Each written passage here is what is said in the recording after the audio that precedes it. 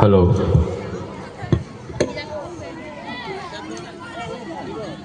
Hello.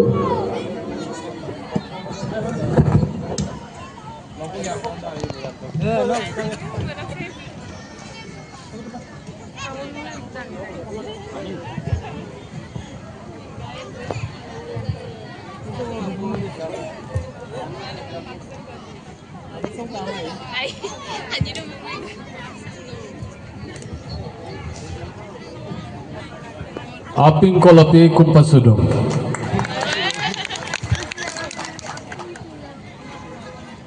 Aping aila don. Hindi mungkin mama. Aping aila don.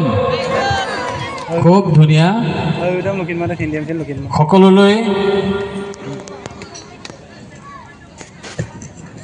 নমস্কাৰ জনাইছো সেৱা জনাইছো মই পাৰ্থজ্যোতি বৰুৱা ইতিমধ্যে আপোনালোকক কৈছে যে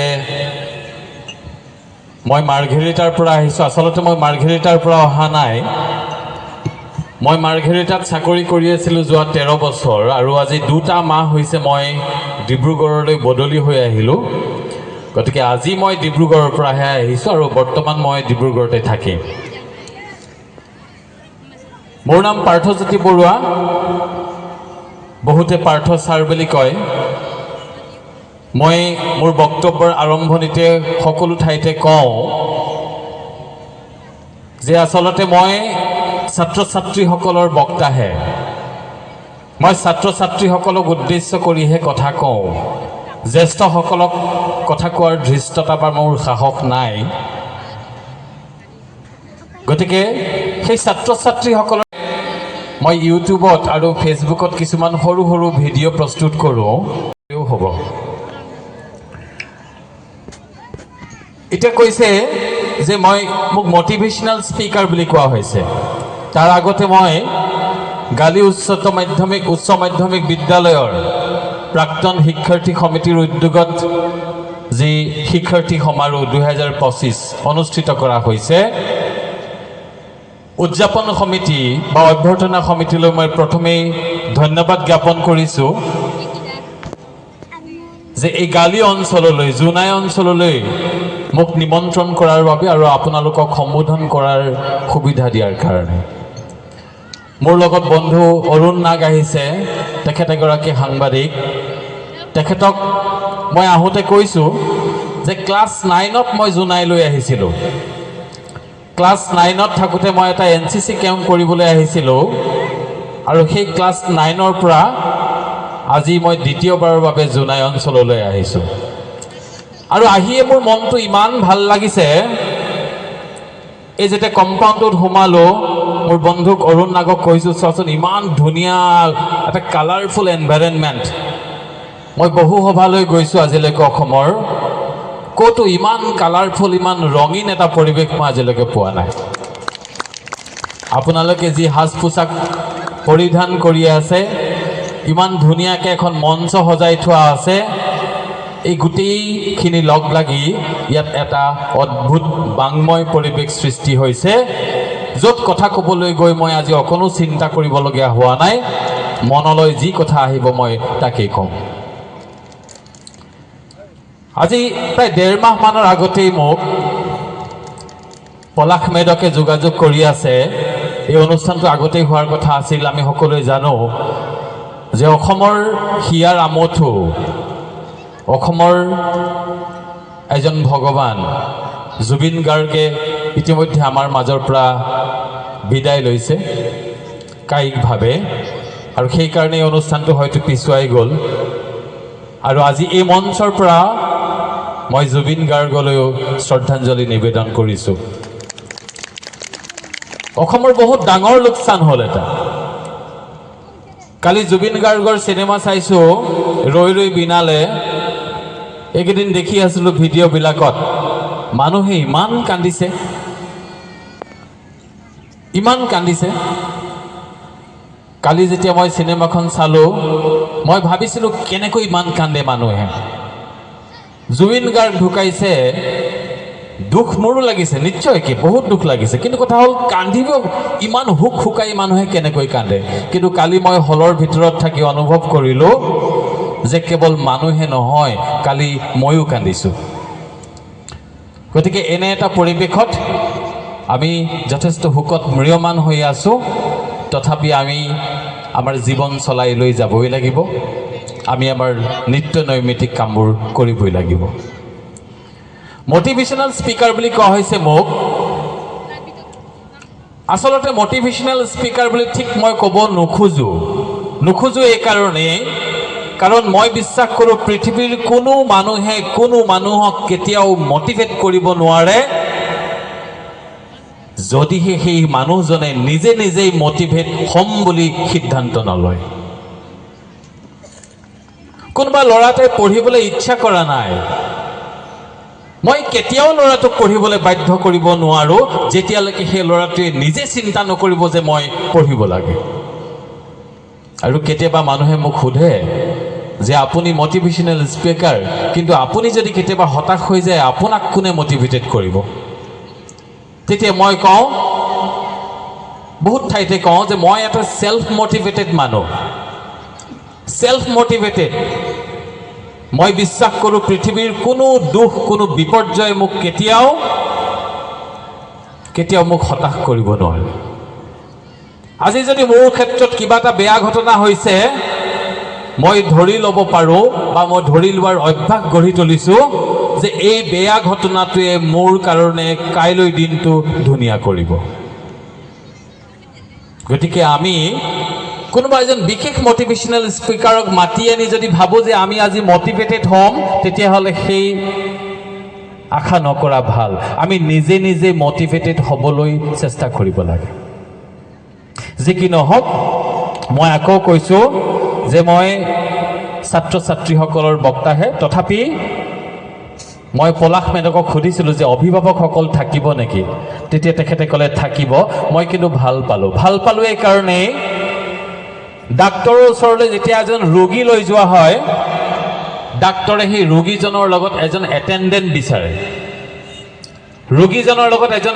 বিচাৰে এইটো কাৰণে নহয় যে ৰোগীজনে বুজি নাপাব ৰোগীজনৰ সাহস হিচাপে এজন এটেণ্ডেণ্ট বিচাৰে তেওঁ কি দৰৱ খাব লাগিব কেনেকৈ খাব লাগিব সেইখিনি কথা ডাক্তৰে ৰোগীজনকতো বুজাই দিয়েই লগতে সেই ৰোগীজনক অকণমান যত্ন ল'ব পৰাকৈ লগত এজন এটেণ্ডেণ্ট বিচাৰে যাতে সেই ৰোগীজনক সহায় কৰিব পাৰে মই যিখিনি কথা ক'ম সেইখিনি কোনো নতুন কথা নকওঁ আমি সকলোৱে জনা সকলোৱে পাতি থকা কিছুমান কথাকে ক'ম কিন্তু আমি আজি সকলোৱে সেই পাতি থকা কথাখিনিকে পুৰণি কথাখিনিকে আকৌ এবাৰ নতুনকৈ অনুভৱ কৰি চাম উপলব্ধি কৰি চাম আমাৰ এটা অভ্যাস আছে যে আমি কৰিবলগীয়া কামবোৰ নকৰোঁ আৰু নকৰিবলগীয়া কামবোৰ কৰি ভাল পাওঁ সেইখিনি কথালৈ আমি পিছলৈ যাম প্ৰথমে এই বিদ্যালয়খনৰ কথালৈ আহোঁ পলাশ মেধকক মই সুধিছিলোঁ অঞ্চলটোৰ বিষয়ে কেনেকুৱা আপোনালোকৰ অঞ্চলটো পলাশ মেধকে কৈছিলে যে এটা সময় আছিল য'ত গালি অঞ্চলত পোহৰ পৰা নাছিল কিন্তু এতিয়া গালি অঞ্চলটো যথেষ্ট আলোকিত হৈ আছে যথেষ্ট সুন্দৰ সকলো ফালৰ পৰা ইয়াত পঢ়া শুনা চাকৰি বাকৰি সকলো ফালৰ পৰা জিলিকি উঠিছে আৰু আহিয়ে যেতিয়া এই কণ ছাত্ৰ ছাত্ৰীসকলে এটা আদৰণি সংগীত গাইছিলে পোহৰ বিচাৰি যাম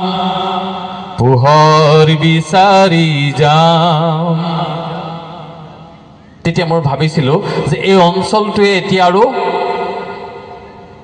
পোহৰ বিচাৰি হাবাথুৰি খাবলৈ দৰকাৰ নাই হয় পোহৰ অধিক লাগিব আমাক কিন্তু ইতিমধ্যেই এই গালি অঞ্চলটো আলোকিত হৈছে বুলি মই শুনিছিলোঁ আৰু আজি মই নিজে প্ৰত্যক্ষ কৰিলোঁ এই যিখন বিদ্যালয় এই বিদ্যালয়খন আপোনালোকৰ সকলোৰে মনত আছেনে বাৰু স্কুললৈ প্ৰথম যোৱা দিনটো কাৰ মনত আছে অকণমান হাত দাঙিব প্ৰথম যেদিনা আপুনি স্কুললৈ গৈছিলে হাত দাঙিব প্ৰথম কোনো স্কুল যোৱা নাই নেকি আমি সকলোৱে গৈছিলোঁ মোৰ এতিয়াও মনত আছে মোক মায়ে লৈ গৈছিলে স্কুললৈ আৰু বাৰে বাৰে মা ওলাই আহে, মই কান্দি কাটি মাৰ পিছে পিছে গুচি আহোঁ।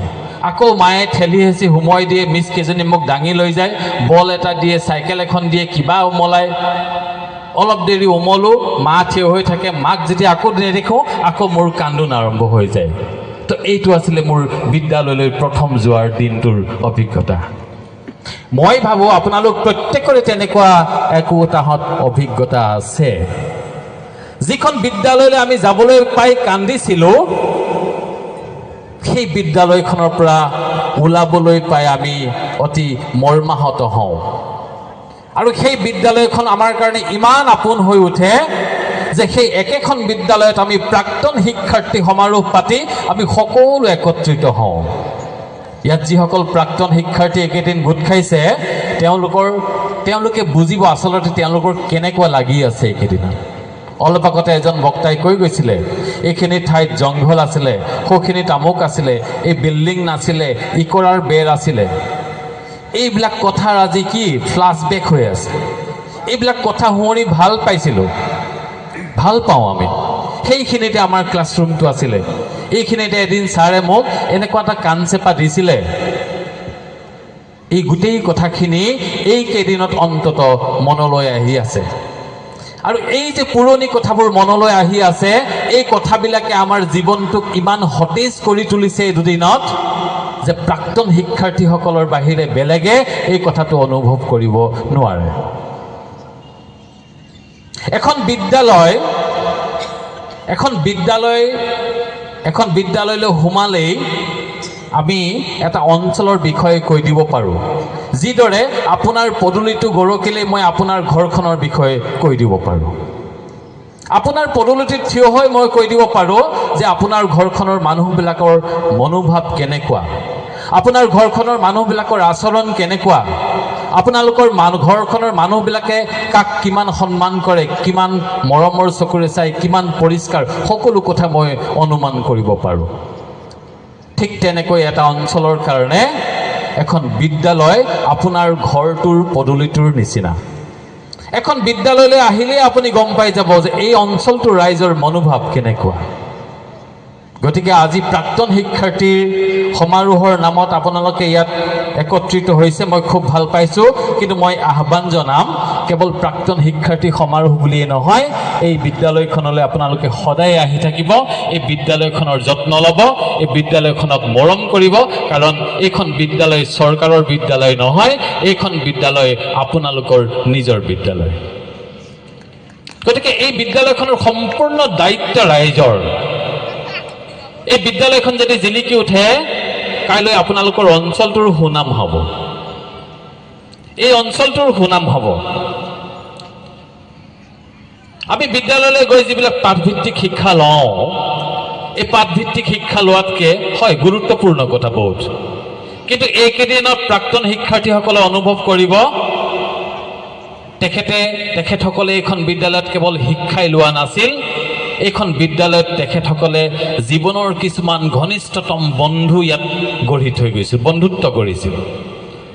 স্কুল পৰ্যায়ত LP স্কুল, হাই স্কুলত যিসকল বন্ধু বান্ধৱৰ লগত আমাৰ সম্পৰ্ক হয়, তেওঁলোক চিৰকালৰ কাৰণে বন্ধু বান্ধৱ হৈ থাকে। তাৰ পাছৰ সময়ত যিসকল বন্ধু পাওঁ, সেই বন্ধুসকল কিন্তু গোটেই জীৱনৰ কাৰণে স্মৰণীয় হৈ নাথাকিবও পাৰে।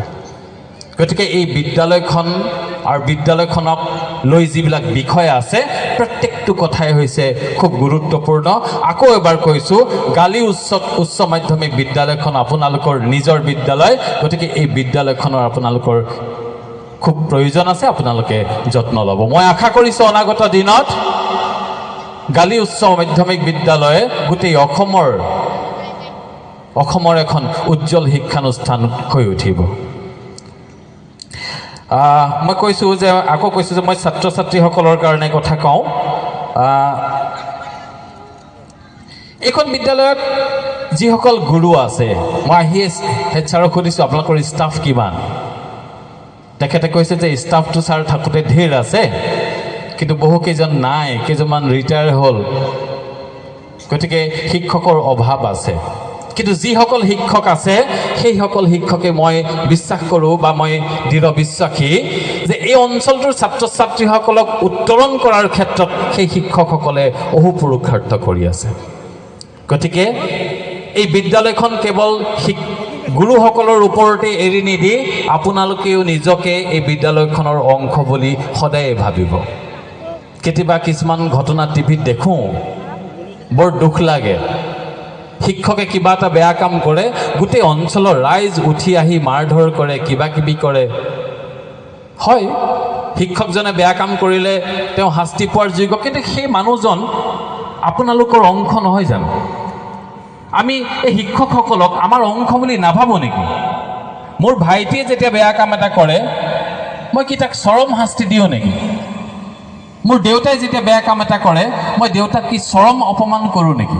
মই দেউতাক মই চৰ গুৰ মাৰিবলৈ আগবাঢ়ি যাওঁ নেকি? নাযাওঁ।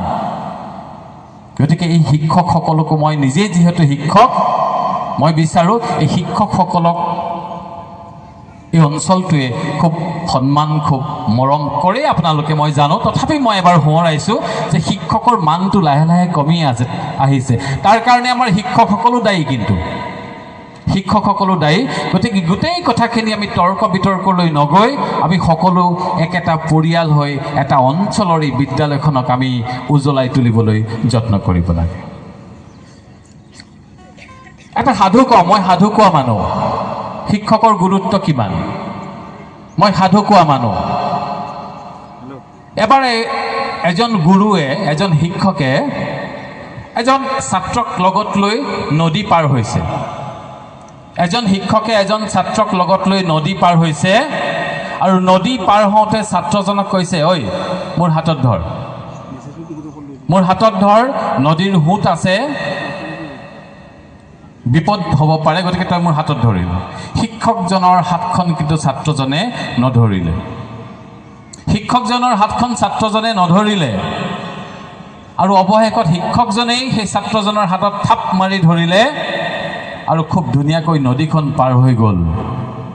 আৰু নদীখন পাৰ হৈ গৈ শিক্ষকজনে ছাত্ৰজনক সুধিছে যে নদীখন পাৰ হ'বৰ সময়ত মই তোক মোৰ হাতত ধৰিবলৈ কৈছিলোঁ, তই কিন্তু মোৰ হাতত নধৰিলি কিয়? তই মোৰ হাতত কিয় নধৰিলি? তেতিয়া সেই ছাত্ৰজনে কৈছে অতি বিনয়েৰে যে ছাৰ, মই আপোনাৰ হাতখন নধৰিলোঁ এইটো কাৰণেই, কাৰণ মই যদি আপোনাৰ হাতখন ধৰোঁ কোনটো মুহূৰ্তত মোৰ হাতখন পিছলি আহিব ঠিক নাই। মই ৰৈ থাকিলোঁ আপুনি মোৰ হাতখন ধৰালৈ, কাৰণ মই জানো আপুনি যেতিয়া মোক ধৰিব সেই মুঠিটো আৰু কেতিয়াও কোনো কাৰণত খোল খাই নাযায়। এজন শিক্ষকৰ ওপৰত এজন ছাত্ৰৰ অগাধ বিশ্বাস, এজন শিক্ষকৰ ওপৰত অঞ্চলবাসীৰ অগাধ বিশ্বাস আছে, এতিয়াও আছে, মই নাই বুলি নকওঁ। হয়তো আমি শিক্ষকসকলে কোনোবাখিনিত এই বিশ্বাসটো আমি ধৰি ৰাখিব পৰা নাই, বা কোনোবাখিনিত আমি অঞ্চলবাসীও হয়তো এই বিশ্বাসটো আমি দিব পৰা নাই। গতিকে এইখিনি একেবাৰে সাধাৰণ কথা, কমন কথা। এনেকুৱাও দেখিছোঁ শিক্ষক এজনে বেয়া কাম কৰোঁতে ছাত্ৰসকলে তেওঁক প্ৰহাৰ কৰিবলৈ উদ্যত হোৱা মই কিছুমান ভিডিঅ' দেখিছোঁ, বাতৰিও শুনিছোঁ। মই নাজানো এইবিলাক কেনেকৈ হয়, এজন ছাত্ৰই এজন শিক্ষকলৈ কেনেকৈ চোচা ল'ব পাৰে মই নাজানো। গতিকে এনেকুৱা অশুভ পৰিস্থিতিবিলাক যাতে নহয়, সেইকাৰণে আপোনালোকেই বিদ্যালয়খনৰ লগতে ইমান ওতঃপ্ৰোতভাৱে জড়িত হৈ থাকিব লাগিব যে শিক্ষকসকলক, কৰ্মচাৰীসকলক, বিদ্যালয়খনক বেলেগ অনুষ্ঠান, বেলেগ মানুহ বুলি ভাবিবলৈ যাতে আপোনালোকে সুবিধা নাপায়। গতিকে অঞ্চলবাসীৰ বিষয়ে অঞ্চলবাসীলৈ মই এইটো এটা আহ্বান জনালোঁ। আৰু অভিভাৱকসকলেতো দায়িত্ব ল'বই লাগিব। কেৱল শিক্ষকে যে ছাত্ৰ ছাত্ৰীসকলক শিক্ষিত কৰি তুলিব এনেকুৱা কথা নহয়, অভিভাৱকসকলে নিশ্চিতভাৱে দায়িত্ব ল'বই লাগিব। আপোনালোকে সকলোৱে এটা কাহিনী জানে, এলবাৰ্ট আইনষ্টাইনৰ এটা কাহিনী জানে নি কোনোবাই? মই কি কাহিনী ক'বলৈ লৈছোঁ? এলবাৰ্ট আইনষ্টাইন, অভিভাৱকসকলৰ ৰোলটো কেনেকুৱা হোৱা উচিত।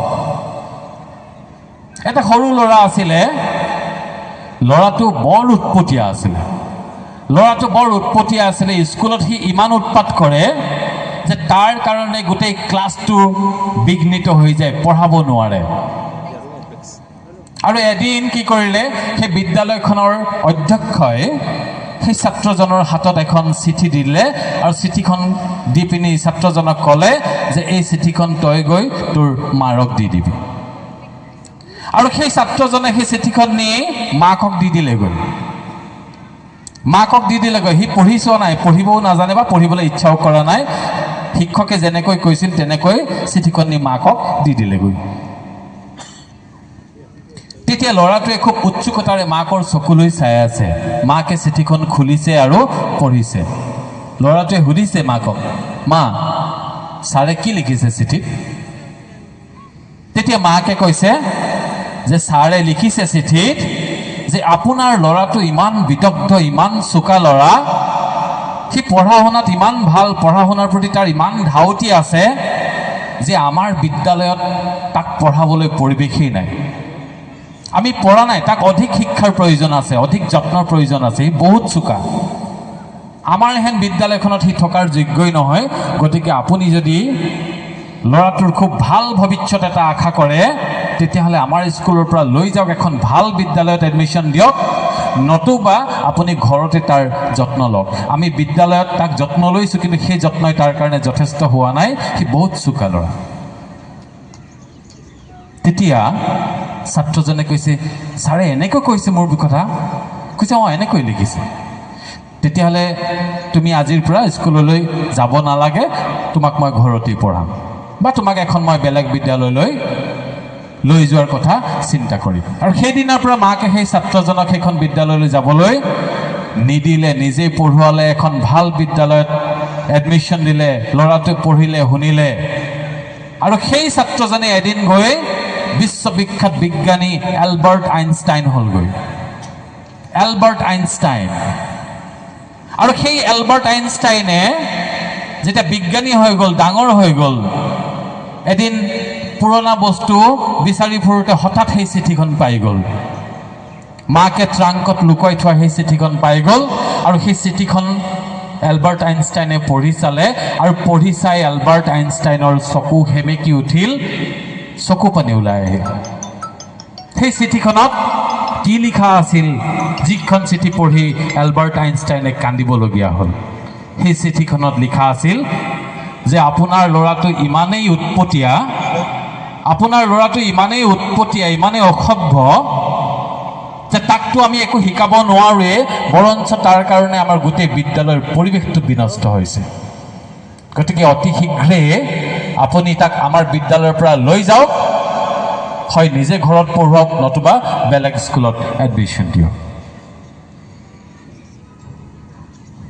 তেতিয়া এলবাৰ্ট আইনষ্টাইনে অনুভৱ কৰিছে যে সেই মাকে সেই চিঠিখন মিছাকে তাক কিয় পঢ়ি শুনাইছিল। মাকে যদি সঁচাকৈ সেই চিঠিখন পঢ়ি শুনাই দিলেহেঁতেন, তেতিয়াহ'লে এলবাৰ্ট আইনষ্টাইন হয়তো কোনোদিন এলবাৰ্ট আইনষ্টাইন হ'বই নোৱাৰিলেহেঁতেন। সেই চিঠিখনত ইমানেই হতাশা আছিলে, ইমানেই দুখ আছিলে যে সেই দুখখিনি যদি সেই শিশুকালৰ এলবাৰ্ট আইনষ্টাইনক দি দিয়া হ'লহেঁতেন, তেওঁ জীৱনত হয়তো কেতিয়াও এলবাৰ্ট আইনষ্টাইন হ'বই নোৱাৰিলেহেঁতেন। গতিকে আপোনালোক অভিভাৱকসকলৰ ইমান দায়িত্ব আছে যে ল'ৰা ছোৱালীক কেনেকৈ লালন কৰিব, ল'ৰা ছোৱালীক কেনেকৈ পঢ়ুৱাব, এই কথাবিলাক যদি আপোনালোকে খুব সুস্থিৰভাৱে চিন্তা কৰি এটা শিক্ষা নীতি প্ৰস্তুত কৰি নলয়, দিগদাৰ হ'ব। মই বহুত সময়ত কওঁ, আজিকালি পেৰেণ্টিঙৰ কথা মই খুব কৈ থাকোঁ। পেৰেণ্টিং মানে অভিভাৱক হোৱাটো ইমান সহজ কথা নহয়। অভিভাৱক হোৱাটো ইমান সহজ কথা নহয়, বা এটা সন্তান জন্ম দি তাক লালন পালন কৰাটো ইমান সহজ কথা নহয়। কিন্তু আমি ভাবোঁ যে সন্তান লালন পালন কৰাটো এই পৃথিৱীৰ আটাইতকৈ সহজ কাম। এইকাৰণেই ভাবোঁ, কি কাৰণে ভাবোঁ আপোনালোকে চাব, মই যেতিয়া গাড়ী এখন কিনিবলৈ লওঁ, তাৰ 4-5 মাহ আগতে মই এখন গাড়ী কেনেকৈ চলাব লাগে শিকি লওঁ। যে 4 মাহৰ পাছত মই এখন গাড়ী ল'ম, গতিকে মই গাড়ী চলাবলৈ শিকিব লাগিব। কোনোবাই শিকাই দিয়ে, ঘৰৰ কোনোবাই শিকাই দিয়ে, নতুবা কি হয়, আজিকালি ড্ৰাইভিং স্কুল থাকে, ড্ৰাইভিং স্কুলত গৈ মই 10-15 হাজাৰ টকা দি হ'লেও গাড়ী চলাবলৈ শিকি লওঁ। তাৰ পাছতহে মোৰ নতুন গাড়ীখন মই চলাবলৈ আৰম্ভ কৰোঁ।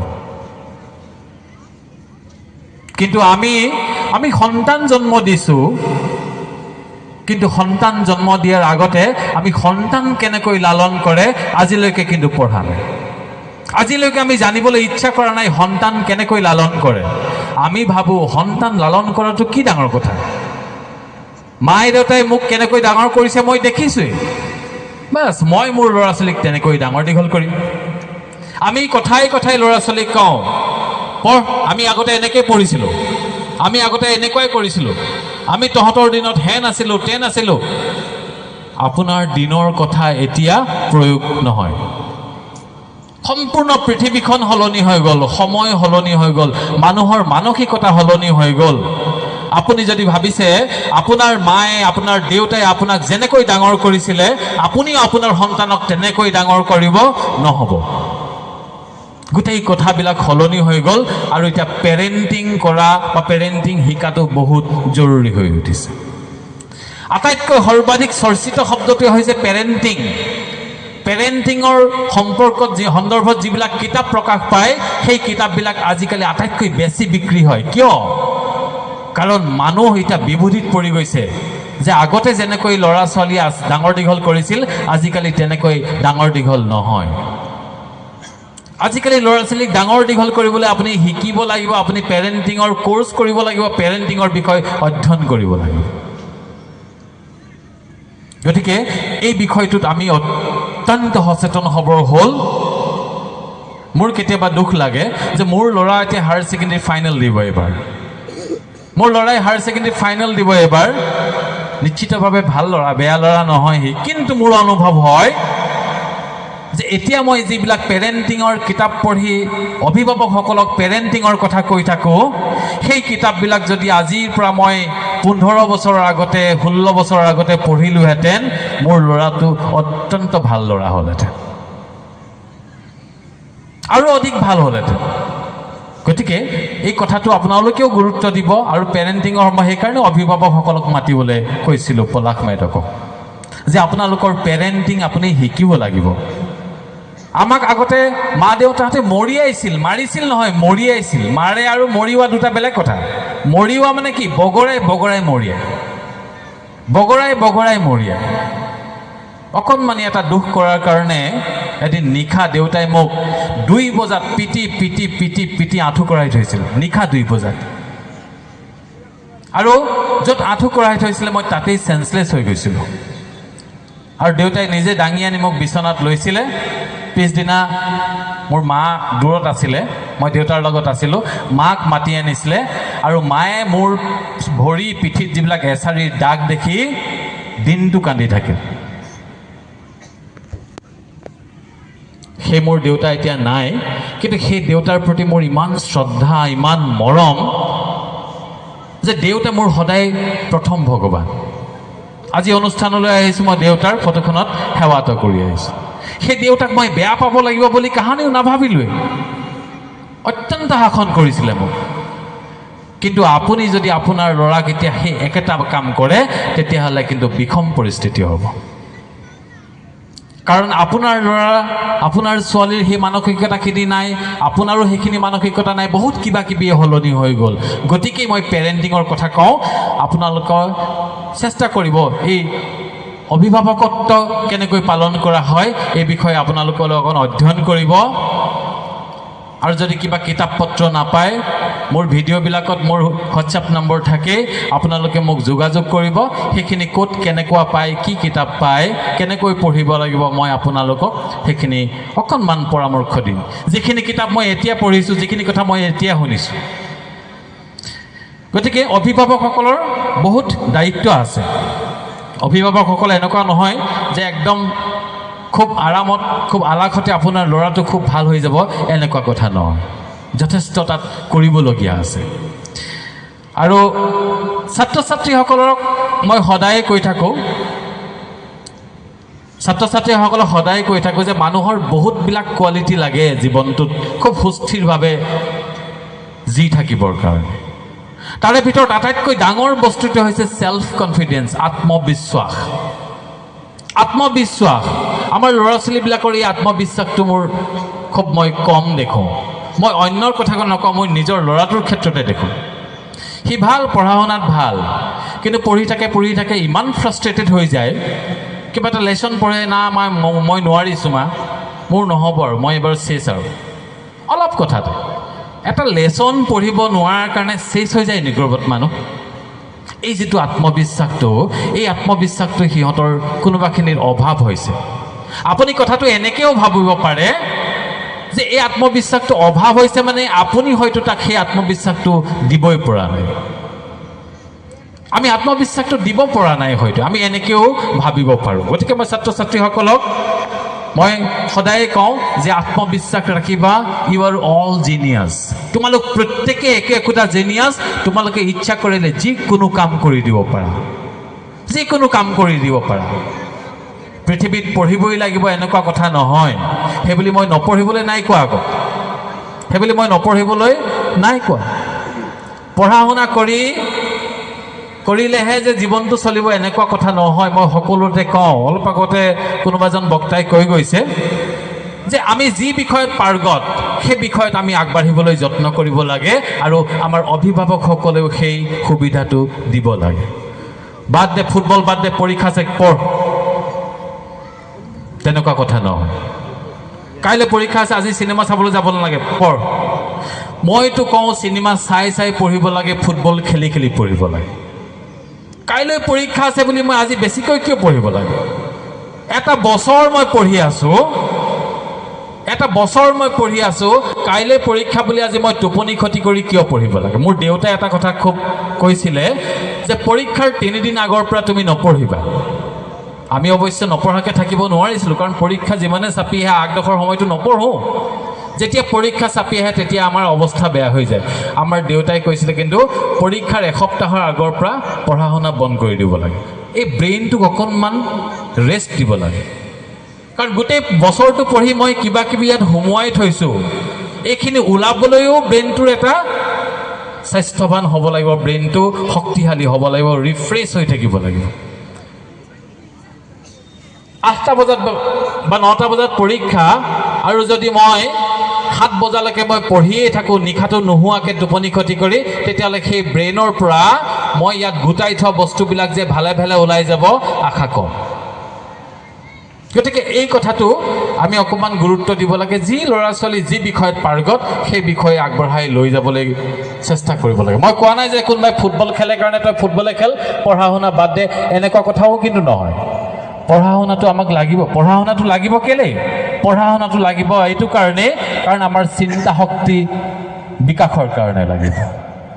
মই এজন খুব ডাঙৰ মানুহ নহয়। বহুতে মোক সোধে, সকলো সভাতে কওঁ, যেতিয়া মোক এনেকুৱা শিশু সভাবিলাকলৈ লৈ যায়, বিভিন্ন কলেজলৈ মাতে, বিভিন্ন বিদ্যালয়লৈ মাতে, বহুতে মোক সোধে, ছাৰ আপুনি কোন কলেজত কৰে? মই সদায় কওঁ মই এজন LP স্কুলৰ মাষ্টৰ। মই এজন LP স্কুলৰ মাষ্টৰ বুলি নক'লেও হয়। সেই ছাৰৰ ৰুমত বহি থাকোঁতে মোক কোনোবাই সুধিছে কোন স্কুলত কৰে? মই প্ৰাথমিক বিদ্যালয়ত কৰোঁ। বহুতে আচৰিত হয়, প্ৰাথমিক বিদ্যালয়ত কৰে আপুনি? অঁ ঠিক আছে তাৰমানে প্ৰাথমিক বিদ্যালয়ত কৰে আপুনি? কিয় প্ৰাথমিক বিদ্যালয়ত কৰি মই কি বক্তৃতা দিব নোৱাৰোঁ নেকি? প্ৰাথমিক বিদ্যালয়ত চাকৰি কৰি মই কি আপোনাক অনুপ্ৰাণিত কৰিব নোৱাৰোঁ নেকি? পাৰোঁ, নিশ্চয় পাৰোঁ। আজি জুবিন গাৰ্গ এজন সাধাৰণ ছিংগাৰ আছিলে এটা সময়ত। সেই জুবিন গাৰ্গ ভগৱানৰ পৰ্যায়লৈ উন্নীত হৈ গ'ল। আপুনি ভাবকচোন কেনেকৈ উন্নীত হ'ল। গতিকে পঢ়া শুনাই সকলো কথা নহয়। মই আকৌ কৈছোঁ সেইবুলি নপঢ়িবলৈ মই নাই কোৱা, কিন্তু পঢ়া শুনাটো লাগিব। পঢ়া শুনাটোৱে আমাক চিন্তা কৰিবলৈ শিকায়। পঢ়া শুনাই আমাক চিন্তা কৰিবলৈ শিকায়। মই কি কৰিম, কেনেকৈ কৰিম, এই চিন্তাখিনি পদ্ধতিগতভাৱে চিন্তা কৰিব পৰাৰ শক্তিটো পঢ়া শুনাই দিয়ে। সেইকাৰণেহে আমি পঢ়া শুনা কৰিব লাগে। গতিকে ছাত্ৰ ছাত্ৰীসকলক কৈছোঁ, তোমালোকে কেতিয়াও হতাশ নহ'বা। মোৰ দৰে মটিভেশ্যনেল স্পিকাৰ ইয়াত মাতি আনিবলৈ কোনো প্ৰয়োজন নাই। তোমালোক নিজে মটিভেটেড হৈ থাকা, চেল্ফ মটিভেটেড হোৱা, আৰু নিজৰ কৰিবলগীয়া কামবিলাক নিয়মিতভাৱে কৰি গৈ থাকা। দেখিবা তুমি যি আশা কৰিছা সেয়া এদিন তোমাৰ সন্মুখত হাজিৰ হ'ব। কিন্তু নিয়মীয়াকৈ, মই আকৌ কৈছোঁ, নিয়মীয়াকৈ নিজৰ কামবিলাক পদ্ধতিগতভাৱে কৰি গৈ থাকিবা। হৰিণাই কিমান স্পীডত দৌৰিব পাৰে জানো নেকি আমি? হৰিণা পহু হৰিণা পহুৱে 1 ঘণ্টাত 98 কিলোমিটাৰ দৌৰিব পাৰে 98 কিলোমিটাৰ পাৰ আৱাৰ হৰিণাই 98 কিলোমিটাৰ পাৰ আৱাৰ দৌৰিব পাৰে আৰু সিংহই 58 কিলোমিটাৰ পাৰ আৱাৰ দৌৰিব পাৰে আপোনালোকৰ মনলৈ এই প্ৰশ্নটো অহা নাইনে যে হৰিণাই যদি 98 কিলোমিটাৰ দৌৰিব পাৰে প্ৰতি ঘণ্টাত আৰু সিংহই যদি 58 কিলোমিটাৰহে দৌৰিব পাৰে প্ৰতি ঘণ্টাত তেতিয়াহ'লে সিংহই খেদি গৈ হৰিণাটো কেনেকৈ ধৰে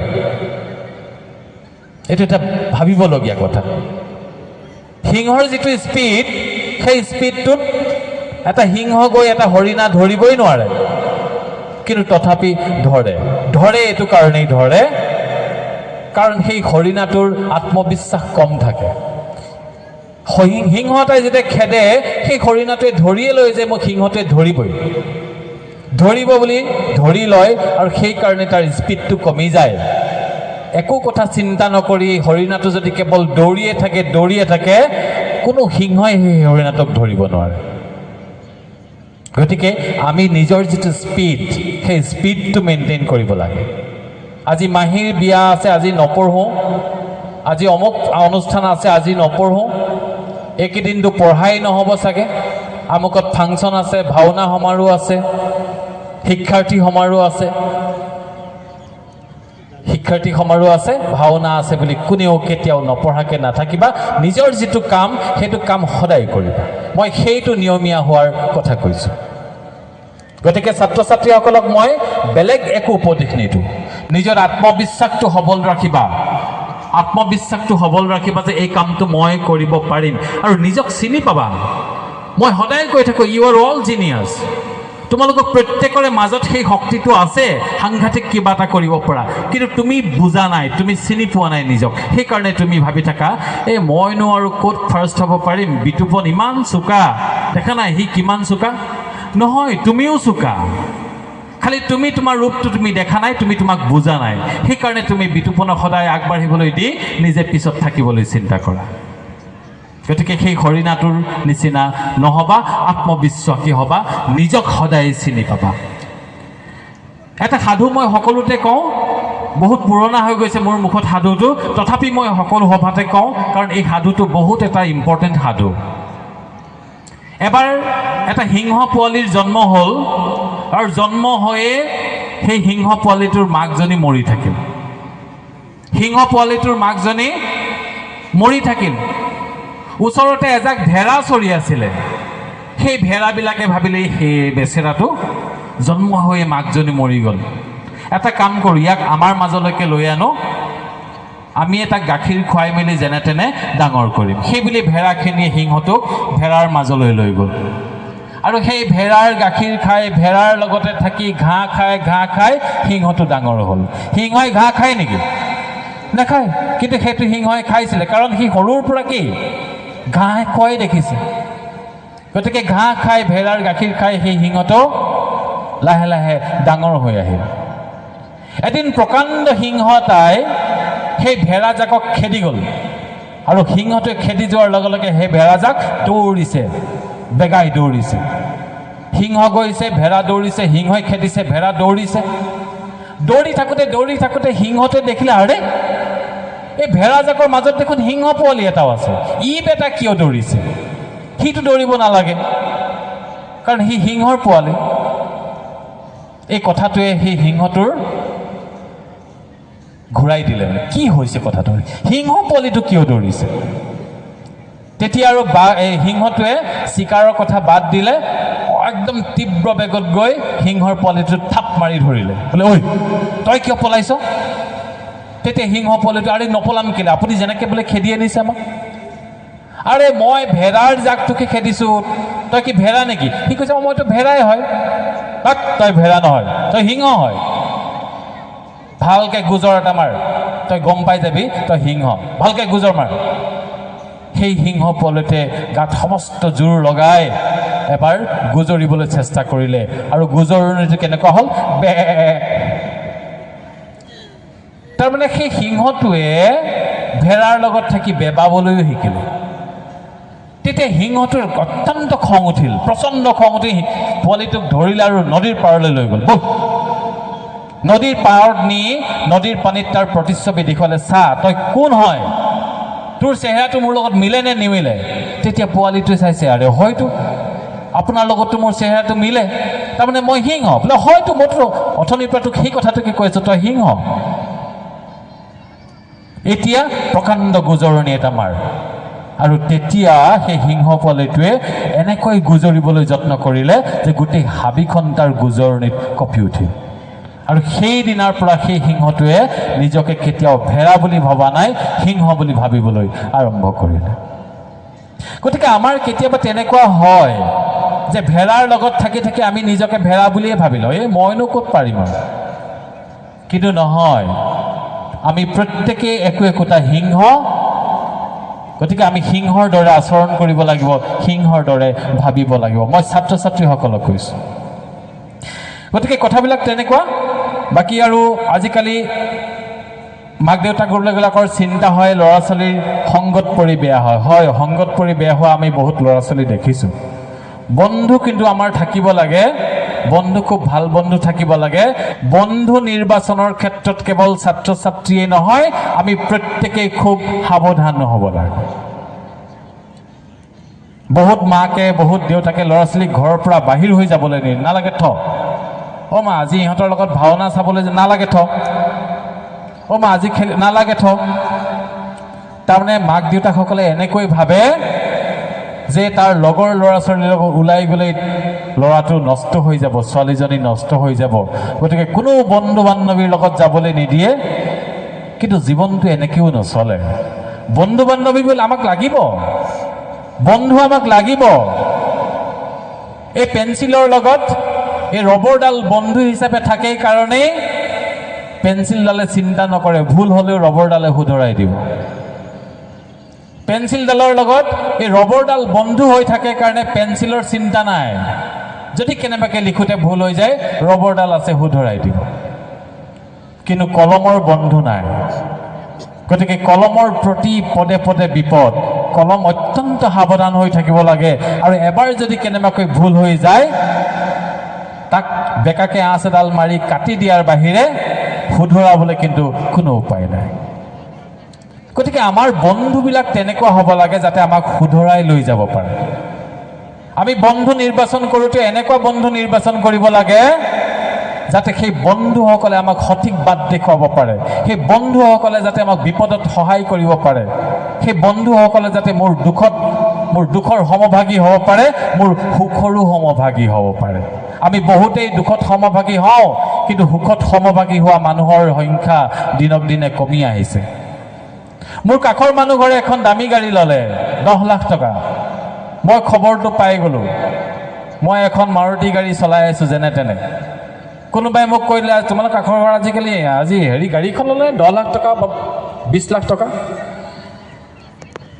মই কি কৰিম? কিনো ডাঙৰ কথা আৰু। লগে লগে মোৰ মনলৈ কি আহিলে? হিংসা আহিলে। সাধাৰণতে হয় দেই, মই সকলোৰে হয় বুলি কোৱা নাই। তেওঁ এখন 20 লাখ টকা দি গাড়ী লৈছে, মই কি তেওঁক শুভেচ্ছা জনাব নোৱাৰোঁ? তেওঁৰ যদি আজি এখন 20 লাখ টকা ল'ব পাৰিছে, মোৰ কি মনটোক মই ভাল লগাব নোৱাৰোঁ? মই কি ভাবিব নোৱাৰোঁ আজি যদি তেওঁ 20 লাখ টকা লৈছে, ময়ো এদিন ল'ম। কোনোবাই যদি 20 লাখ টকীয়া গাড়ী এখন লয়, আমি মুখ পেকেটাই দিওঁ, বৰ বেছি হৈছে ইহঁতৰ, বৰ বেছি হৈছে, বেয়াকৈ মানে সিহঁতিয়ে কেনেকৈ টকা ঘটে আমি জানো নহয়। সিহঁতি 20 লাখ টকা গাড়ী ন'লে আৰু কোনে গাড়ী ল'ব? এনেকৈ আমি কথা পতা হৈছোঁ। আৰু এই যে এনেকৈ কথা পাতিছোঁ, এনেকৈ কথা পাতোঁতে আমি ক'ব নোৱাৰাকৈ আমাৰ মানসিকতাবিলাক আমাৰ ল'ৰা ছোৱালীলৈ গুচি গৈছে। গতিকে আপুনি ঘৰত কেনেকৈ আছে, আপুনি ঘৰত কি কথা পাতিছে, আপুনি কি কৰি আছে, আপোনাৰ ল'ৰায়ো সেইখিনিকে কৰিব, সেইখিনিকে ভাবিব। বহুত মাক দেউতাকে কমপ্লেইন কৰে, মোক সদায় ফোন কৰে অসমৰ বিভিন্ন ঠাইৰ পৰা, ছাৰ ই কিতাপ নপঢ়ে, আমাৰ ল'ৰাটোৱে কি কৰিব, অকল মোবাইলকে চাই থাকে, অকল মোবাইলকে চাই থাকে। আছে নি তেনেকুৱা সমস্যা? কোনোবাই অকণমান হাত দাঙি দিব। কাৰোবাৰ ল'ৰা ছোৱালীয়ে কেৱল মোবাইলকে চাই থাকে নেকি? এখনো হাত দেখা নাই, গতিকে মই খুব ভাল পাইছোঁ যে এই অঞ্চলত মোবাইল চাই থকা ল'ৰা ছোৱালী অন্তত নাই। আছে, এখন হাত দাঙিছে, এখন হাত, দুখন, তিনিখন, বেছিভাগৰে নাই, সেইকাৰণে দাঙা নাই। আচ্ছা, মই জানো এইটো চবৰে সমস্যা, মোৰো সমস্যা, মোৰ ল'ৰাইও মোবাইল চাই থাকে। বহুত গালি গালাজ কৰিলোঁ, মাৰপিটো কৰিলোঁ, মাককো গালি পৰিলোঁ, মোৰ মোবাইলটো নলয়। কিন্তু কেতিয়াবা মই কওঁ যে তোমাৰ যদি মোবাইল ল'ব লগা আছে, গেম খেলিব লগা আছে, মোৰ মোবাইলত তুমি গেম ডাউনলোড কৰি লোৱা, মোৰ মোবাইলটো ল'বা। নলয়। মোৰ মোবাইলটো এনেই পেলাই থৈ দিলেও সি নলয়, কিন্তু মাকৰ মোবাইলটো সি হাতৰ পৰা আনিবলৈ জাষ্ট অকণমান চান্স বিচাৰি ফুৰে। আপুনি হাতত মোবাইলটো লৈ কাৰোবাৰ ভালনে সেই বুলি পিছফালৰ পৰা মোবাইলটো কপকৈ লৈ গুচি যায়। আপুনি ভাতকেইটা পাতোঁ বুলি মোবাইলটো অকণমান ছেফ জেগাত থৈ কুকাৰটো ধুবলৈ লৈ গৈ দেখিব মোবাইল গায়ব। মাকৰ মোবাইলটো আজৰিবলৈ ল'ৰা ছোৱালী সদায় চায়ে থাকে। মই বহুত বেয়া পাইছিলোঁ, ল'ৰাক বহুত গালি গালাজ কৰিছোঁ, কিন্তু আজিকালি মই গালি গালাজ নকৰোঁ। মই এটা কথাই ভাবোঁ যে এই মোবাইলটো আচলতে মোৰ বস্তু নহয়, এই মোবাইলটো সিহঁতৰে বস্তু হয়, গতিকে মোবাইলটোৰ পৰা আমি সিহঁতক আঁতৰাই আনিব নোৱাৰোঁ, কিন্তু আমি এটা কথা শিকাব পাৰোঁ যে এই মোবাইলটো আমি কেনেকৈ ব্যৱহাৰ কৰিব লাগে। মোবাইলটোত থাকিবই সিহঁতে, উপায় নাই। আপুনি যিমানে মোবাইলটো আঁতৰাই দিয়ক, আজি তই মোবাইল নল'বি বুলি কৈ দিয়ক, দেখিব তাৰ পিছ মুহূৰ্ততে ক্লাছৰ পৰা ৰুটিন এখন দিছে, উপায় নাই, তাক গৈ মোবাইলটো দিব লগা হৈছে, যা তহঁতক ক্লাছত পৰীক্ষাৰ ৰুটিন দিছে ল। গতিকে মোবাইলটোৰ পৰা আপোনালোকে এৰুৱাব নোৱাৰে, কিন্তু মোবাইলটো কেনেকৈ ব্যৱহাৰ কৰিব লাগে সেইটো আপোনালোকে শিকাব পাৰে। গতিকে আৰু লগতে আটাইতকৈ ডাঙৰ কথা কি যে আমি অভিভাৱকসকলেও মোবাইলত এডিক্টেড হৈ আছোঁ নেকি সেইটোও চাব লাগিব। কিন্তু আমি যদি নিজে মোবাইল চাই থকা ল'ৰাক মোবাইল নাচাবি দেই, নহ'ব। আমি যদি নিজেই কিতাপ নপঢ়োঁ আৰু ল'ৰা ছোৱালীক কৈ থাকোঁ কিতাপ পঢ়, সেই ল'ৰা ছোৱালীয়ে কিন্তু কিতাপ কেতিয়াও নপঢ়ে। আপোনালোকে মনত ৰাখিব, আপোনালোকে যদি নিজে কিতাপ নপঢ়ে আপোনালোকৰ ল'ৰা ছোৱালীয়ে কেতিয়াও কিতাপ নপঢ়ে। গতিকে ল'ৰা ছোৱালীয়ে কিতাপ পঢ়িবৰ কাৰণে আপোনালোকেও কিতাপ পঢ়িব লাগিব। ল'ৰা ছোৱালীয়ে মোবাইল নাচাবৰ কাৰণে আপোনাইও নিজে মোবাইলটোৰ পৰা আঁতৰি থাকিব লাগিব, নতুবা মোবাইলটোৰ লগত কেনেকৈ সহবাস কৰিব সেই কথাখিনি আমি শিকাব লাগে। LP স্কুলৰ মোৰ পৰ্যায়ত মই যিখিনি ল'ৰা ছোৱালীক পঢ়াওঁ সেই ল'ৰা ছোৱালীখিনি শিকাবলৈ ভাল। মোবাইলত আজিকালি বহুত ভাল বস্তু আছে, আৰু মইতো এনেকুৱা এটা মানুহ, মই 24 ঘণ্টা মোবাইলত থাকোঁ, মই এনি টাইম ফেচবুকত থাকোঁ। প্ৰত্যেকখন সভাতে কওঁ, বহুতে সোধে যে আপুনি বহুত ফেচবুকত থাকে দেখোন। মই বোলো বহুত নাথাকোঁ, মই কেৱল ফেচবুকতেই থাকোঁ। কেতিয়াবা ছুটি পালেহে মই ঘৰলৈ আহোঁ, কিন্তু মই ফেচবুকত থাকোঁ মানে মই ৰিলছ চাই সময় নকটাওঁ। মই ফেচবুকত চাওঁ, মই ফেচবুকত ল'ৰা ছোৱালীবিলাকৰ কাৰণে কিবা দিব পাৰি নেকি সেই বস্তুবিলাক মই খুচৰি বাছি উলিয়াওঁ। বহুতে মোক সোধে আপুনি ইমান সাধু কৈ থাকে, এই সাধুবিলাক আপুনি ক'ত পায়? এই সাধুবিলাক মই কিতাপ পঢ়োঁ, নহ'লে কি ফেচবুকত ঘূৰি ফুৰিলে এনেকুৱা ঢেৰ সাধু পোৱা যায়। আৰু সেইকাৰণে বহুতে মোক কয় এজন কপি মাষ্টাৰ, ক'ৰবাৰ পৰা সাধু আনি ক'ৰবাত কৈ দিয়ে। আৰু হয়, সাধুটো কি মই নিজে ৰচিম নেকি? সাধুটো মই নিজে ৰচা বস্তু নহয় ন। সাধুটো মানুহৰ মুখে মুখে প্ৰচলিত হোৱা কিছুমান কাহিনী। আনক যদি আমি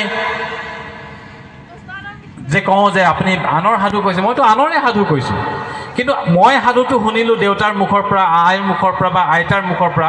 সেই সাধুটোকে মই যদি মোৰ সন্তানক কৈ যদি মোৰ সন্তানটো ভাল কৰিব পাৰোঁ, সেই সাধুটো কোৱাত মোৰ কি আপত্তি আছে?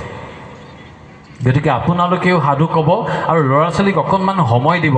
মোৰ জীৱনৰ আটাইতকৈ ডাঙৰ আক্ষেপ যে মোৰ ল'ৰা, আকৌ কৈছোঁ, হায়াৰ ছেকেণ্ডেৰী ছেকেণ্ড ইয়েৰ পাই গ'ল, মোৰ এটাই কিন্তু দুখ, তাক মই সময় বহুত কমকৈ দিলোঁ। গতিকে আপোনালোকে সময় দিব সিহঁতৰ সুখ দুখ একেলগে ভাত খাবলৈ ল'ব। আজিকালি আমাৰ ঘৰবিলাকত একেলগে ভাত খোৱাৰ নিয়মটো নাইকিয়া হৈ গ'ল। আমাৰ দিনত আছিলে ভাত খাব হ'ল, আহ বুলি ক'লে গোটেই চাৰিওফালে পাকঘৰত পীৰা পাৰে, আমি চবেই একেলগে খাওঁ। আজিকালি ভাগে ভাগে খায়, ডাইনিং টেবুলত বাঢ়ি থৈ দিয়ে, টুকুৰিৰে ঢাকি থৈ দিয়ে।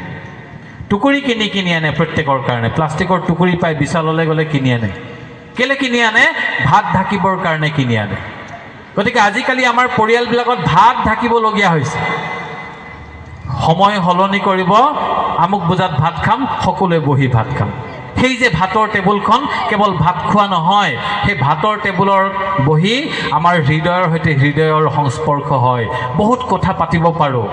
চিনেমাবিলাকত দেখাই নহয়, চিনেমাবিলাকত দেখায় বাপেক ব্ৰেকফাষ্ট টেবুলত বহে, জীয়েকো আহে, বাপেকে কয় মাজনী এটা কথা আছিল নহয়, সেইটোৱে কথা। এই ব্ৰেকফাষ্টৰ টেবুলখন, ভাতৰ টেবুলখন কেৱল ভাত খাবৰ কাৰণে নহয়, মানুহৰ সৈতে মানুহৰ মনৰ বাতৰি ল'বৰ কাৰণেও ব্যৱহাৰ কৰিব লাগে। গতিকে এনেবিলাক কথা আমাৰ সমাজ জীৱনৰ পৰা একেবাৰে এৰ খাই গৈছে, আমি সকলোৱে অলপ যত্ন ল'ব লাগিব।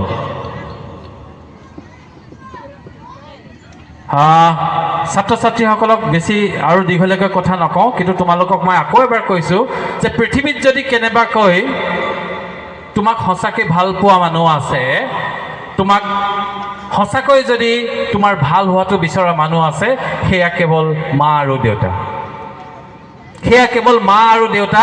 গতিকে মা আৰু দেউতাৰ প্ৰতি কেতিয়াও অসন্মান নকৰিবা। মা দেউতাক একো নাজানে বুলি নাভাবিবা। বহুতে ভাবে মাক দেউতাক নপঢ়া নুশুনা মানুহ, ল'ৰাই 2-1 শ্ৰেণী পঢ়িলে তাৰপিছত মাহঁতক ধমকি দিয়ে, এই মাহঁতক মনে মনে থাকচোন, তই কেলৈ মাজত মাতি দিয়। মা দেউতাই হয় পঢ়া শুনা নাথাকিব পাৰে, কিন্তু সেই মা দেউতাক অভিজ্ঞতাই বহুত চহকী কৰি থৈছে, অভিজ্ঞতাই বহুত চহকী কৰি থৈ গৈছে। ককাহঁতক বুঢ়া হৈছে বুলি আমি একো নাজানে বুলি ভাবিলে নহ'ব, বৃদ্ধসকলক একো নাজানে বুলি ভাবিলে নহ'ব, জ্যেষ্ঠসকলে একো নাজানে বুলি ভাবিলে নহ'ব। তেওঁলোকে হ'ব পাৰে পঢ়া শুনাৰ জ্ঞান নাই, কিন্তু তেওঁলোকক অভিজ্ঞতাই বহুত চহকী কৰি থৈ গৈছে। 12টা ল'ৰা এবাৰ ট্ৰেইনত ফুৰিবলৈ গ'ল, 12টা ল'ৰা ট্ৰেইনত ফুৰিবলৈ গ'ল এঠাইলৈ। যাওঁতে একদম ফূৰ্তি ফাৰ্তা কৰি গৈছে সিহঁতি, ট্ৰেইনত গান চান গাই গৈছে, আৰু সেই ফূৰ্তি ফাৰ্তাৰ সীমাটো চেৰাই গ'ল। এটা সময়ত ভাবিলে ট্ৰেইনৰ চেইনডাল টানি চাওঁ নেকি হ'ব। 12টা ল'ৰাই ইমান ফূৰ্তি কৰি গৈছে যে ফূৰ্তি কৰোঁতে কৰোঁতে সিহঁতৰ ট্ৰেইনৰ চেইনডাল টানি চাবলৈ মন গ'ল। কিন্তু ট্ৰেইনৰ চেইনডাল টানি দিলেতো নহ'ব, ট্ৰেইনৰ চেইনডাল টানি দিলে ট্ৰেইনখন ৰৈ যাব আৰু ফাইন ভৰিব লাগিব। কিমান ফাইন? 6,000 টকা ফাইন ভৰিব লাগিব। তো ল'ৰাকেইটাই ভাবিলে 6,000 টকা ক'ৰ পৰা দিম, টানিমতো টানিম, কিন্তু আমাক ধৰিব। তেতিয়া কি কৰিলে, গোটেইকেইটাই 500 টকা উলিয়াই নিজৰ নিজৰ পকেটত ভৰাই থ'লে। কৈছে এতিয়া টান। 12টা ল'ৰাই 500 টকা পকেটত ভৰাই ল'লে, আৰু লগৰ এটাক কৈছে টান, ট্ৰেইন ৰৈ যাব, পুলিচ যদি আহে দি দিম 500 টকা, কি কথা আছে, 6,000 টকা ফাইন দি দিম। কিন্তু ট্ৰেইনৰ চেইনডাল টানি কেনেকুৱা মজা লাগে চাওঁ। ঠিক তেনেকুৱাতে সিহঁতি দেখিলে যে সেই ডবাটোতে এজন বৃদ্ধ মানুহ বহি আছে, বৃদ্ধ মানুহ এজন বহি আছে। তেতিয়া এজনে ক'লে কাণে কাণে ফুচফুচাই যে এটা কাম কৰোঁ, আমি পইচাও ভৰিবলগীয়া নহয়, প্ৰথমে আমি চেইনডাল টানি দিওঁ, আৰু তাৰপিছত যেতিয়া টিটি আহিব, পুলিচ আহিব, আমি কৈ দিম যে বুঢ়াজনে টানিলে, আমি নাই টনা। বুঢ়া মানুহটো অকলশৰীয়া, বেচেৰা একো নেজানেও, গতিকে আমি বুঢ়াজনৰ বদনাম দি দিম, বুঢ়াজনক যি কৰে কৰে, আমাৰ কি আহে যায়। এই বুলি কৈ ট্ৰেইনৰ চেইনডাল দিলে টানি। একদম বিকট শব্দ এটা কৰি ট্ৰেইনখন ৰৈ গ'ল। বিকট শব্দ কৰে বুলি মই এইকাৰণেই কৈছোঁ, কাৰণ ট্ৰেইনৰ চেইন ময়ো টানি পাইছোঁ। মই এবাৰ মাদ্ৰাজৰ চেন্নাইৰ পৰা আহি থাকোঁতে ডবাত পানী নথকাৰ কাৰণে এখন ট্ৰেইনৰ চেইন টানি ট্ৰেইন ৰখাই দিছিলোঁ। মই তেতিয়াহে জানো ট্ৰেইনৰ চেইনডাল টানি দিলে সাংঘাতিক কিবা এনেকুৱা শব্দ এটা হয় আৰু ট্ৰেইনখন ৰৈ যায়। সেই ল'ৰাকেইটাই ট্ৰেইনৰ চেইনডাল টানি দিলে, লগে লগে টিটি আহিলে, পুলিচ আহিলে, ৰেলৱে পুলিচ দৌৰি আহিলে, ডবাটোত আহি সোমালে। বোলে কোনে ট্ৰেইন চেইনডাল কোনে টানিলে? ল'ৰাকেইটাই দেখালে যে এই বুঢ়াটোৱে টানিলে, আমি নাই টনা। বুঢ়াই দেখিলে যে এইটোতো সাংঘাতিক কথা হৈ গ'ল। সিহঁতি 12টা আছে ডবাটোত, 12টা মানুহে যেতিয়া 12টা ল'ৰাই যেতিয়া মই টানিছোঁ বুলি কৈ দিয়ে, মোৰ লগততো ছাপৰ্ট কৰিবলৈ কোনো নাই। এতিয়া বুঢ়াই ফচি গ'ল। পুলিচে সুধিছে আপুনি ট্ৰেইনডাল কিয় টানিলে, চেইনডাল কিয় টানিলে? তেতিয়া বুঢ়াই ক'লে যে চেইনডাল হয় ময়ে টানিলোঁ, চেইনডাল ময়ে টানিলোঁ। এই ল'ৰাকেইটাই মোৰ পৰা এইমাত্ৰ 6,000 টকা কাঢ়ি ল'লে।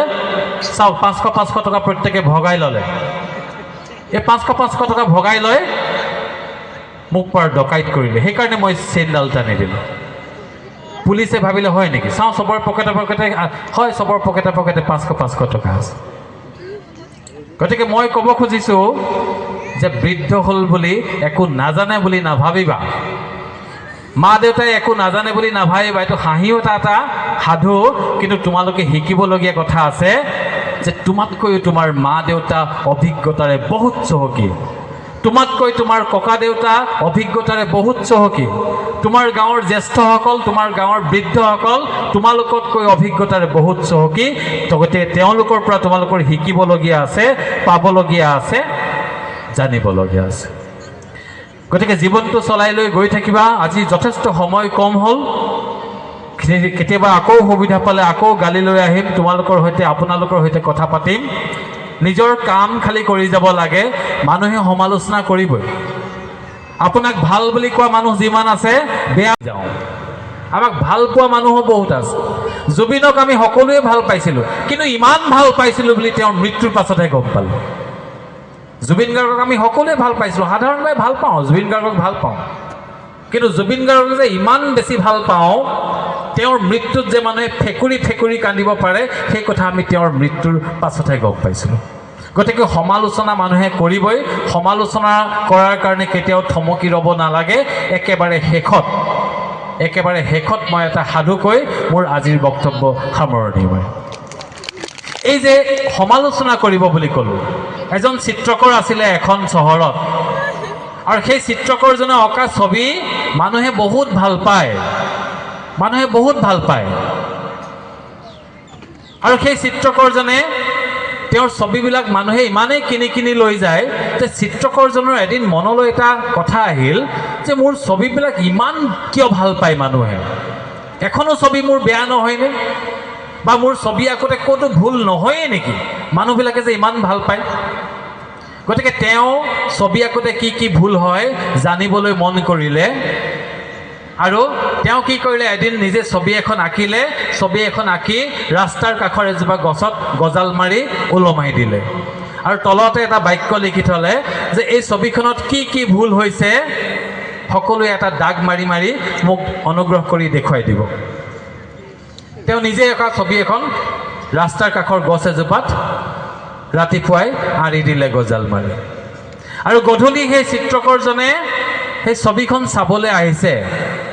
চাবলৈ আহি দেখিলে যে ছবিখন আৰু ছবি হৈ থকা নাই গোটেই ছবিখনতে দাগ হৈ গ'ল তাৰমানে ইমান ভুল আছে ইজন আহিছে এডোখৰত ভুল বুলি দাগ এটা মাৰি দিয়ে সিজন আহে এডোখৰত ভুল বুলি দাগ এটা মাৰি দিয়ে আৰু গোটেই দিনটো দাগ মাৰোঁতে ছবিখন নাইকিয়া হৈ গ'ল কেৱল সেই দাগবিলাক থাকি গ'ল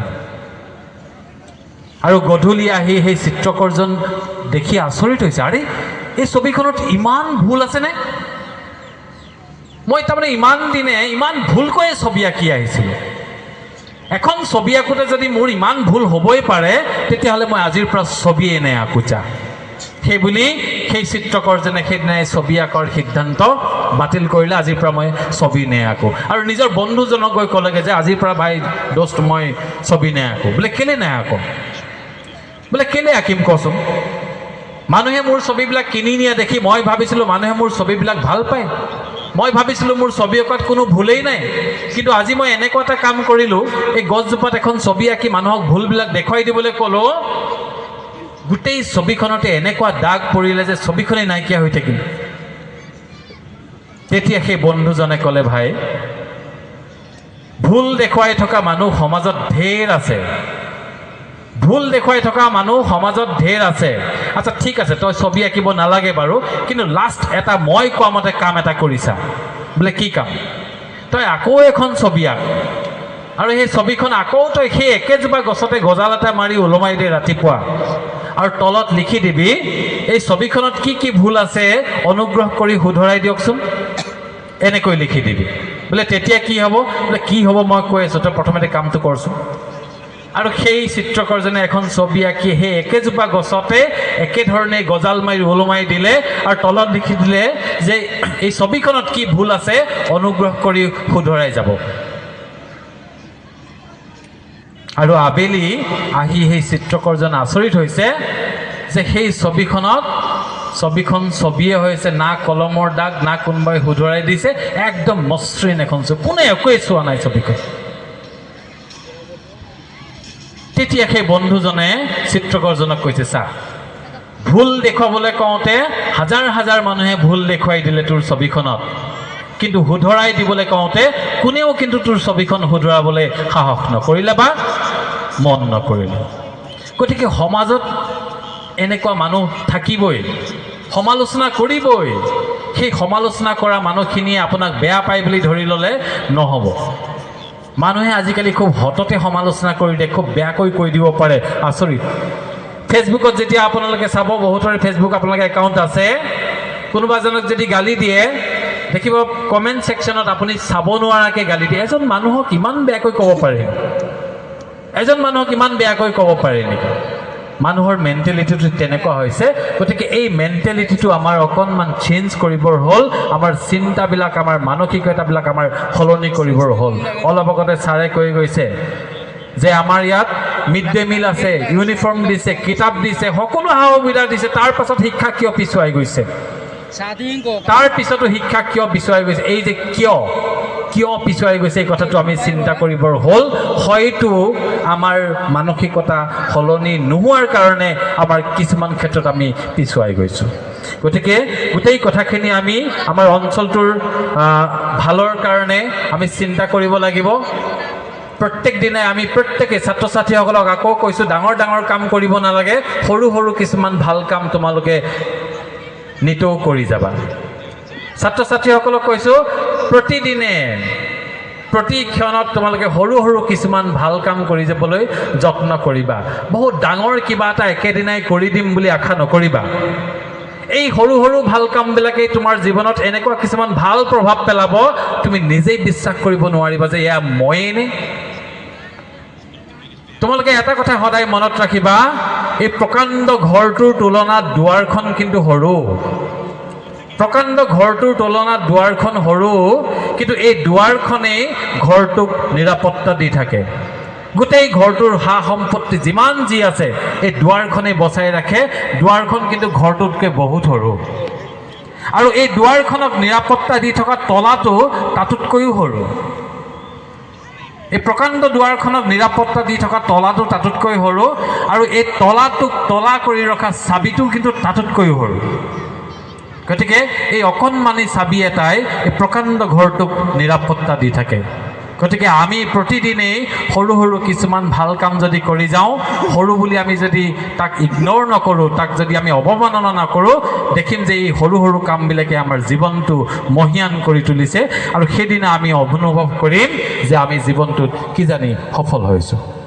গতিকে পুনৰবাৰ সকলোলৈ ধন্যবাদ জ্ঞাপন কৰিছোঁ। মই সদায়ে কওঁ যে মোৰ ছাত্ৰ ছাত্ৰীসকলক ক'বলগীয়া বহুত কথাই থাকে, কিন্তু সময়ৰ অভাৱত ইমান কথা কৈ থাকিব পৰা নাযায়, আৰু ছাত্ৰ ছাত্ৰীসকলৰ ইমান কথা শুনি থাকিব পৰা নাযায়। গতিকে আকৌ অনাগত দিনত কেতিয়াবা গালি উচ্চ মাধ্যমিক বিদ্যালয় হওক বা অঞ্চলটোৰ যিকোনো অনুষ্ঠানে যদি মোক কেতিয়াবা মাতে, মই নিশ্চিতভাৱে আহিম। আমি জীৱনৰ কথা পাতিম, আমি কিতাপ পঢ়া আৰু নপঢ়াৰ কথা পাতিম। কিয় কিতাপ নপঢ়োঁ, আমি কিয় কিতাপ পঢ়িব লাগে, এই বিষয়ক মই প্ৰতিখন সভাত বহুত ঠাইত মই গৈছোঁ। কিতাপ পঢ়া সম্পৰ্কত আমি বিশেষভাৱে যত্ন ল'ব লাগে। অভিভাৱকসকলকো কৈছোঁ, গ্ৰন্থমেলাৰ বতৰ আহি আছে। এতিয়া গ্ৰন্থমেলাৰ বতৰ আহি আছে, আপোনালোকৰ সন্তানক আপোনালোকে কিতাপ কিনিবলৈ শিকাওক, কিতাপ পচন্দ কৰিবলৈ শিকাওক, গ্ৰন্থমেলালৈ লৈ যাবলৈ তেওঁলোকক অনুপ্ৰাণিত কৰক। আমাৰ এটা বদনাম আছে যে নতুনসকলে কিতাপ নপঢ়ে, কিন্তু নহয়, কিতাপ পঢ়ে, কিতাপ পঢ়ে। আৰু যিসকলে কিতাপ নপঢ়ে, আমি তেওঁলোকক কিতাপ কেনেকৈ পঢ়িব লাগে সেইটো আমি শিকোৱা উচিত। আপোনালোকে হয়তো ভাবিছে কিতাপ পঢ়িব নজনা মানুহো আছে নেকি? আছে। সমাজৰ ৯৫% মানুহেই কিতাপ পঢ়িব নেজানে। আৰু মোৰ ভিডিঅ'বিলাকত মই এইবিলাক কথাই কৈ থাকোঁ যে কিতাপ কেনেকৈ পঢ়িব লাগে। কিতাপ পঢ়ি বেয়া পোৱা মানুহ কোনো নাই, কিতাপ পঢ়ি বেয়া পোৱা মানুহ কোনো নাই, কিন্তু কিতাপ যদি কোনোবাই নপঢ়ে, তেওঁ এই কাৰণেই নপঢ়ে কাৰণ তেওঁ কিতাপ পঢ়িব নাজানে। তেওঁ এই কাৰণেই কিতাপ নপঢ়ে কাৰণ তেওঁৰ হাতত আজিলৈকে তেওঁ পঢ়ি ভাল পোৱা কিতাপ এখন পঢ়াহি নাই। ময়ো কিতাপ নপঢ়া মানুহ আছিলোঁ। আজি ৩-৪ বছৰ আগলৈকে মই কেৱল 2খন কিতাপ পঢ়িছিলোঁ আৰু নিজকে পণ্ডিত বুলি ভাবিছিলোঁ, মাষ্টৰ হৈ গৈছিলোঁ। তাৰপিছত যেতিয়া মই এদিন এখন কিতাপ উপহাৰ পালোঁ এজনী ভণ্টিৰ পৰা, সকলোতে কথাটো মই কওঁ, আৰু সেই কিতাপখন পঢ়ি মোৰ ইমানেই ভাল লাগিলে, সেইদিনাৰ পৰা আৰু মোক বেলেগে কিতাপ পঢ়িবলৈ কোনেও কোৱা নাই আৰু মই প্ৰতিদিনে 5 পেজ বা 10 পেজ হ'লেও মই কিতাপ পঢ়োঁ গতিকে এই কিতাপ পঢ়াৰ অভ্যাসটো হ'বলৈ কিতাপ পঢ়িব আমি জানিব লাগিব আৰু প্ৰথম কথা হ'ল আপোনাৰ হাতত আপুনি ভাল পোৱা পঢ়ি ভাল পোৱা এখন কিতাপ আপোনাৰ হাতত পৰিবহি লাগিব গতিকে যেতিয়ালৈকে আপোনাৰ হাতত আপুনি পঢ়ি ভাল পোৱা কিতাপ এখন নপঢ়েহি তেতিয়ালৈকে আপুনি কিতাপ বিচাৰি থাকক কিতাপ পঢ়ি থাকক এদিন দেখিব আপুনি ভাল পোৱা এখন কিতাপ আপোনাৰ হাতত পৰিছে আৰু সেইদিনাৰ পৰা আপোনাক বা ছাত্ৰ ছাত্ৰীসকলক কোনেও কিতাপ পঢ়িবলৈ ক'ব নেলাগে নিজে নিজেই কিতাপ পঢ়ি থাকিব সকলোলৈ পুনৰবাৰ ধন্যবাদ জ্ঞাপন কৰিছোঁ মই আকৌ আশা কৰিছোঁ গালি উচ্চ মাধ্যমিক বিদ্যালয়ৰ লগতে এই সামগ্ৰিক গালি অঞ্চল জোনাই অঞ্চল ৰাজ্যখনৰ ভিতৰতে দেশৰ ভিতৰতে অধিক জিলিকি উঠক ইয়াতে ইমানবিলাক প্ৰতিভাৰ আকৰ আছে এই প্ৰতিটো আকৰে নিজা নিজা কক্ষপথত নিজে ঘূৰি থাকক আৰু নিজে উজলি থাকক সকলোলৈ ধন্যবাদ জ্ঞাপন কৰি মোৰ বক্তব্য ইমানতে সামৰিলোঁ পুনৰবাৰ ধন্যবাদ